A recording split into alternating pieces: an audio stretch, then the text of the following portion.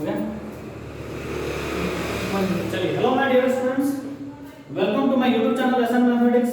आप सभी बच्चों को मेरे चैनल पर स्वागत है। और आज मैं बात करूंगा ये जो ट्रायंगल है, प्रॉपर्टीज ऑफ ट्रायंगल, उसका एक रूल का मैं बात करूंगा। और रूल तो बहुत सारे हैं, बट इस रूल का मैं बात करता हूं और इसको याद करने का मैं एक शॉर्ट तरीका बताता हूं, एकदम बहुत बेहतरीन सा, एक अच्छा सा ट्रिक के साथ उसको आप याद रख सकते हैं। कैसे रख सकते हैं? देखिए, अगर किसी ट्रायंगल में आपको क्या किया जाए कि उसका साइड दे दिया जाए, ए के सामने वाला ए लिख दिया जाए स्मॉल ए, बी के सामने वाला स्मॉल बी और सी के सामने वाला स्मॉल सी, और इसके कुछ ना कुछ वैल्यू आपको दे दिया जाए, तब आपसे पूछा जाता है क्या कि बताओ भाई ए का वैल्यू, एंगल ए कितना होगा, एंगल बी कितना होगा, एंगल सी कितना होगा, कौन सा एंगल निकालने के लिए पूछ दिया जाए। तो करते क्या है, स्टूडेंट्स रटते रहता है कि cos ए बराबर, तो cos ए बराबर b square c square minus a square बटा 2abc, फिर उसको रटते रहता है cos b बराबर a square c square minus b square बटा 2ac, फिर रटते रहता है cos c बराबर a square b square minus c square बटा 2ab। अब ये फार्मूला रट तो लेता है, 2 दिन के बाद फिर खत्म, फिर 2 दिन के बाद खत्म। तो इसको ऐसा क्या है लॉजिक जिसको लगा दिया जाए तो मरते दम तक नहीं भूल पाएंगे। यूं कहें तो भुला करके देखिए, भूल नहीं सकते हैं। जब जब इसको आप भुलाना चाहिएगा तब तब आपको याद आ जाएगा, आप भूल नहीं सकते इसको। इस ट्रिक को आप समझते हैं। देखिए, कहना है कि अगर ए एंगल निकालना है तो आप क्या कीजिए, सिंपल सा टॉपिक ध्यान रखिएगा कि इसके ए के अगल बगल वाला साइड को देखिए, आप ए के अगल बगल वाला साइड को देखिए, अगल बगल में बी है और सी है, और ए के सामने वाला साइड को आप देखिए, ए के सामने वाला साइड ए है। तो जब अगल बगल वाला और सामने वाला साइड दिख जाएगा, मेरा काम उसी से बन जाता है।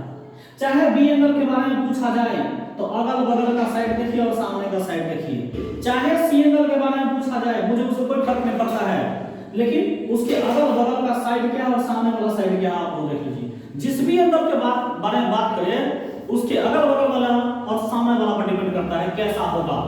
तो सबसे पहले देखिए, मैं cos a की बात करना चाहता हूं। a निकालना है तो मुझे cos a लगाना पड़ेगा, और cos a क्यों लगाना पड़ेगा, ये प्रॉपर्टीज ऑफ ट्रायंगल में है, वो आपको डिटेल वीडियो जब बनेगा तब आपको बताया जाएगा, या डिटेल वीडियो में मिल जाएगा आपको।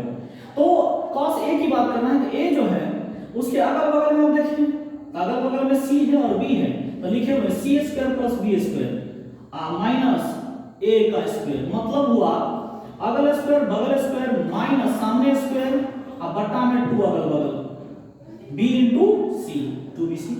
फिर दूसरा अगर आपको cos b की बात करना है तो cos b बराबर आप समझ सकते हैं सिंपली, इसके अगल बगल क्या है और सामने क्या है। अगल स्क्वायर बगल स्क्वायर आप देख पा रहे होंगे, a square plus c square और माइनस b स्क्वायर, यानी अगल स्क्वायर बगल स्क्वायर माइनस सामने स्क्वायर और बट्टा में 2 अगल बगल, यानी 2bac। फिर आपको ये दिख रहा होगा कि cos c चाहिए, तो cos c क्या था भाई, तो c पर चले जाइए और c के अगल बगल में खोजिए, तो c के अगल बगल में कौन है, तो b है और a है, तो a square plus b square minus c square बटा 2ab, यानी अगल स्क्वायर बगल स्क्वायर माइनस सामने स्क्वायर बटा 2 अगल बगल। यही फार्मूला का रूल है और इसको याद रख लीजिएगा, जिंदगी में कभी नहीं भुलाया जा सकता इसको। अगल स्क्वायर बगल स्क्वायर माइनस सामने स्क्वायर बटा 2 अगल बगल रख लीजिएगा और क्वेश्चन आप आराम से इस फार्मूले को डील कर सकते हैं। जैसे देखिए, मैं आपको क्वेश्चन दिखा रहा हूं, कहता है फाइंड कर रहा है कि the side of triangle, question है द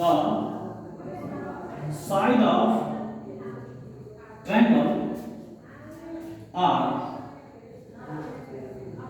8 सेंटीमीटर, फिर उसके बाद 10 सेंटीमीटर और एंड लिखा हुआ 12 सेंटीमीटर, एंड 12 सेंटीमीटर। कहता है find the greatest angle, find then find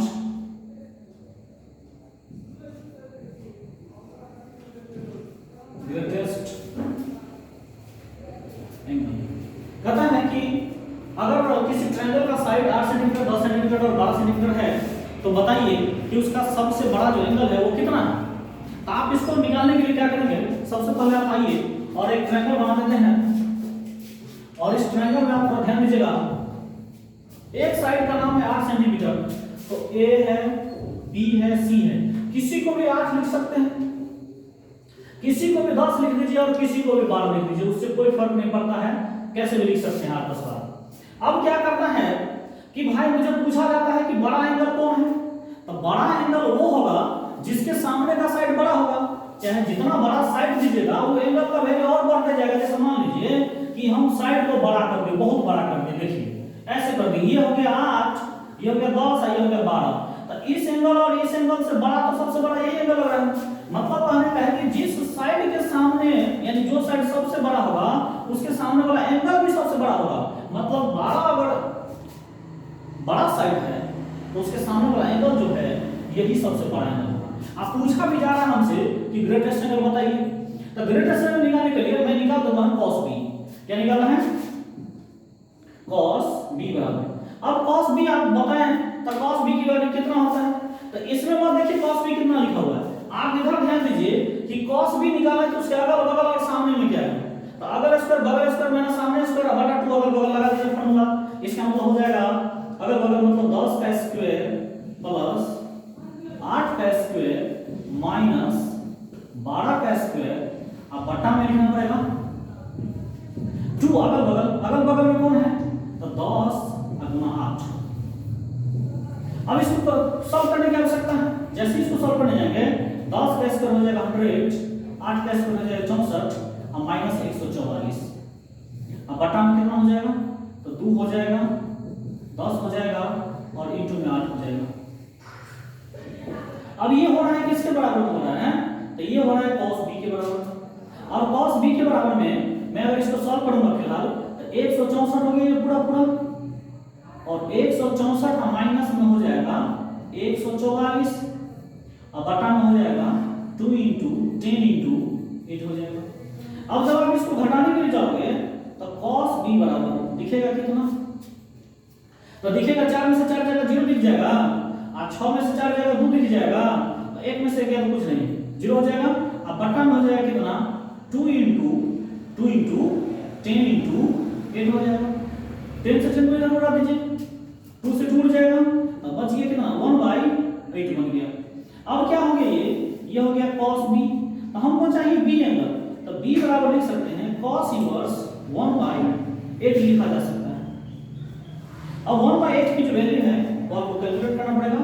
फिलहाल जो है इस फार्मूला को ऐसे लगा सकते हैं। दूसरा एग्जांपल आपको इसी पर मैं दिखा सकता हूं।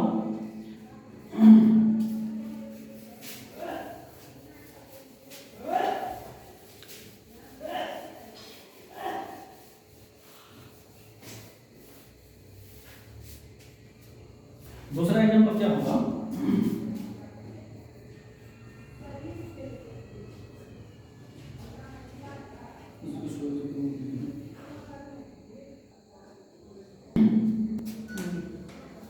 चलिए अब दूसरा क्वेश्चन ये लिखा हुआ है कि if the side of triangle 3 centimetre 5 centimetre and 7 centimetre, अगर किसी ट्रायंगल का साइड 3 5 और 7 है तो फाइंड ग्रेटेस्ट एंगल, तब जाके आपको ग्रेटेस्ट एंगल निकालना है। तो भाई ग्रेटेस्ट एंगल कैसे निकालते हैं, तो मैंने अभी बताया आपको कि जो साइड बड़ा होता है उसी के सामने वाला एंगल सबसे बड़ा होता है। तो यहाँ पर साइड बड़ा कौन है 7 है, तो 7 के सामने वाला जो एंगल होगा वो सबसे बड़ा होगा। कैसे भी बना सकते हैं 3 5 और 7 को लिख सकते हैं। तो सामने वाला साइड जो है वो बड़ा है, एंगल भी बड़ा होगा, इसका मतलब cos की वैल्यू चाहिए। अब cos बराबर क्या होगा, तो cos बराबर फार्मूला रटने की आवश्यकता नहीं है। क्या है, a के अगल बगल आप देखिए पहले, तो a के अगल बगल में 3 है और 5 है, सामने में 7 है, तो फार्मूला होता है क्या, अगल स्क्वायर बगल स्क्वायर माइनस सामने स्क्वायर, अब बटा में 2 अगल बगल, तो आप फार्मूला लगा दीजिएगा cos बराबर अगल स्क्वायर 3 का स्क्वायर बगल स्क्वायर मतलब 5 का स्क्वायर माइनस सामने स्क्वायर यानी 7 का स्क्वायर, और 2 अगल बगल करना है, अगल बगल में 3 और 5 है तो 2 इंटू अगल बगल कर दीजिए। अब 3 का स्क्वायर 9 होता है, 5 का स्क्वायर 25, 7 का स्क्वायर 49, अब बटा में जो लिखा हुआ है। अब इसको जब जोड़ दीजिएगा तो 34 हो जाएगा और माइनस 49 लिखा हुआ है, नीचे में जो है वो रखे हुए हैं। अब इसमें से जब आप डिफरेंस करेंगे तो -15 दिखेगा, -15 को नीचे में 3 और 5 है तो 15 तो नीचे में भी है, उड़ा दीजिए दोनों को, तो तो उड़ा देंगे तो माइनस में 1/2 बच गया। अब किसकी वैल्यू -1/2? तो cos A की वैल्यू -1/2। अब cos थीटा की वैल्यू 60 डिग्री में 1/2 होता है, लेकिन क्या है कि माइनस में है। माइनस का मतलब cos जो है सेकंड क्वाड्रेंट में, और सेकंड क्वाड्रेंट में cos नेगेटिव होता है।